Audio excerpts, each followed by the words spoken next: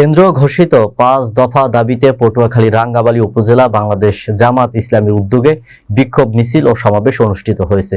রাঙ্গাবালী প্রতিনিধি মোহাম্মদ নয়ন ইসলাম মানজারের পাঠানো তথ্যচিত্রে desk report. সমাবেশে উপস্থিত ছিলেন বাংলাদেশ জামাত ইসলামী পটুয়াখালী জেলা শাখার প্রশিক্ষণ বিষয়ক সম্পাদক ইয়াহিয়া খান এবং রাঙ্গাবালী উপজেলা জামাত ইসলামীর আমির মাওলানা মোহাম্মদ কবির হোসাইন। এছাড়াও উপজেলা শাখার অন্যান্য নেতাকর্মীরাও উপস্থিত ছিলেন।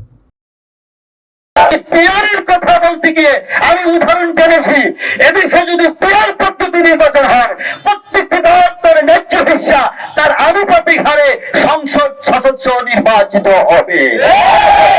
সন্ত্রাসী হওয়ার সুযোগ নাই, কোন দেশ হঠাৎ করে সন্ত্রাসী হবে না। এর জন্য পিয়ার পদ্ধতি ছাড়া বাংলাদেশ জামাত ইসলামী নির্বাচন করতে দেওয়া হবে না। বাংলাদেশ জামাত ইসলামী অন্য কোনো ভোট পিয়ার পদ্ধতি না হলে শান্তিপূর্ণ নির্বাচন হবে না। সবাইকে আমরা আপনাদের কাছে